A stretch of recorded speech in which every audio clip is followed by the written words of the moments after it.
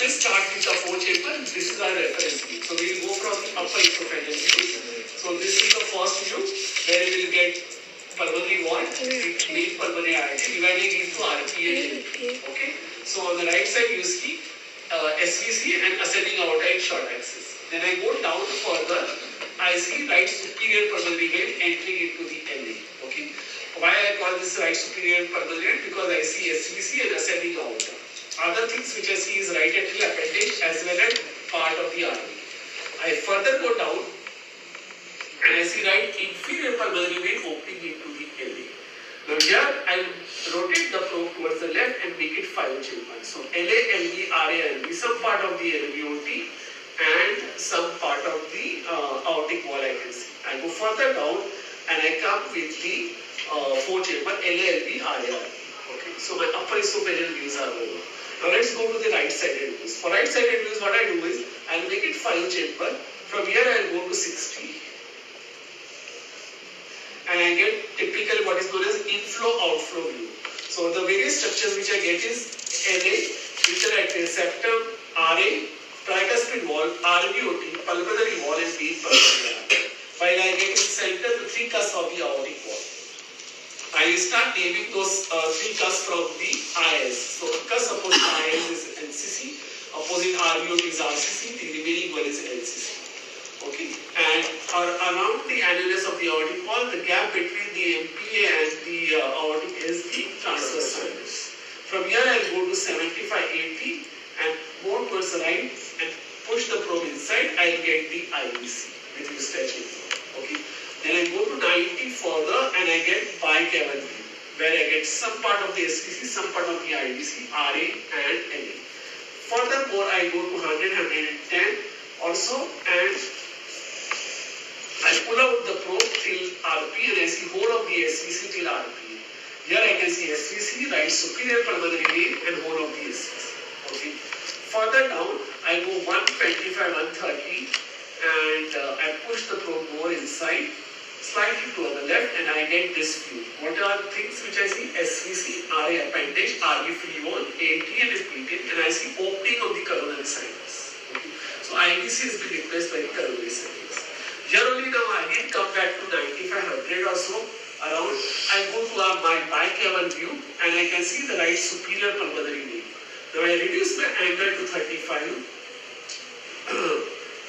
and turn more towards the right side. And I get right superior and right inferior pulmonary vein. So I can look for both right superior and right inferior vein is 35. Okay. So all my right sided views are over.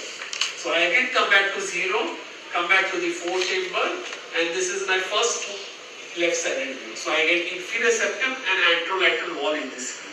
From here I go to around 40, 45, 50, 55, and I go for this bicommissional view. So I get P1, A2 and P3 with anterolateral and posteromedial commissions.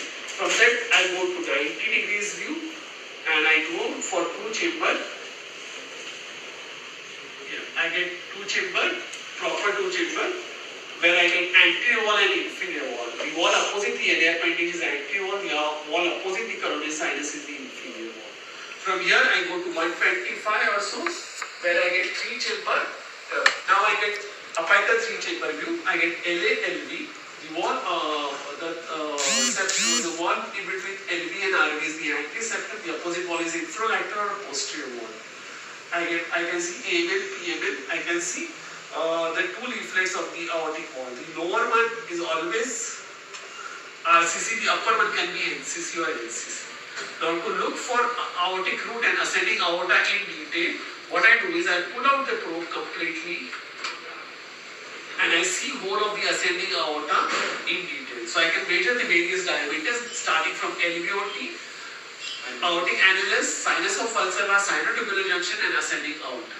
So except for LVOT diameter and annulus, they are taken in mid-systole, inner edge to inner edge. All other diameters are taken in end diastole with leading edge to leading edge. Got it?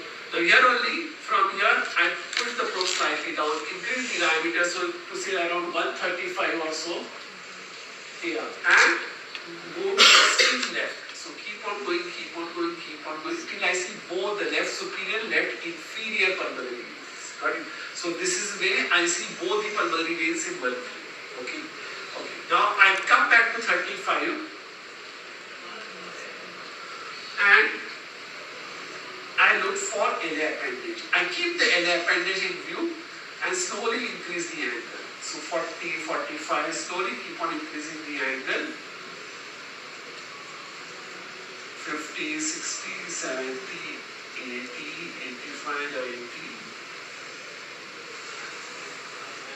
95, 100, 125, 130, 140. So right from 35 to 145, 150, you can get and you can scan whole of the LA appendage. Got it? So these are all my left-sided views. Okay. So let's go now to the transgastric view. So I again go back to the 4-chamber.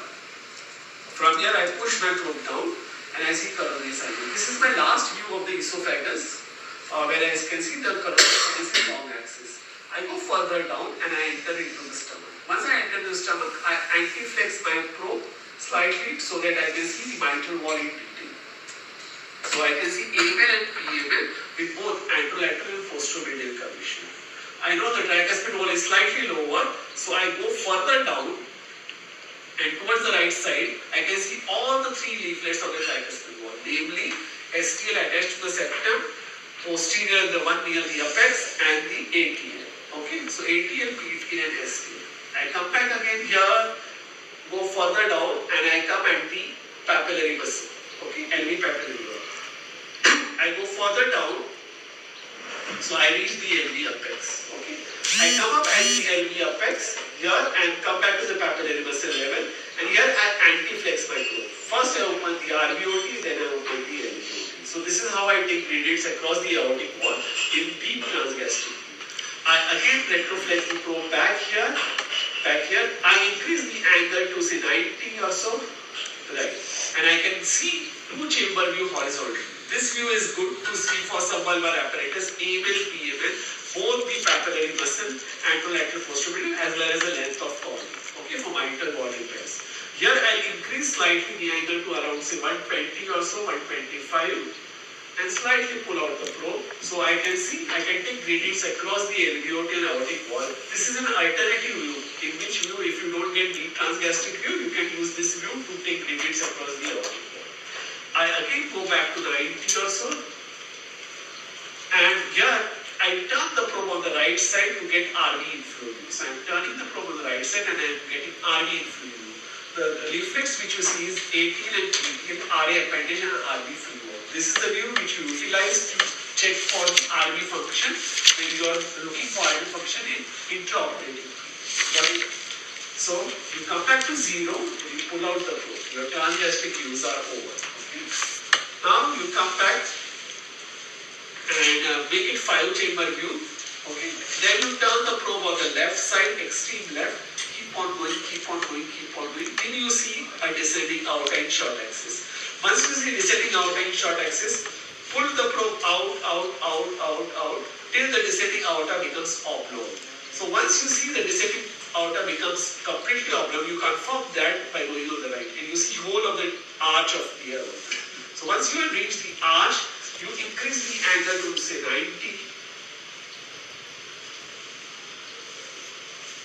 Yeah. And you start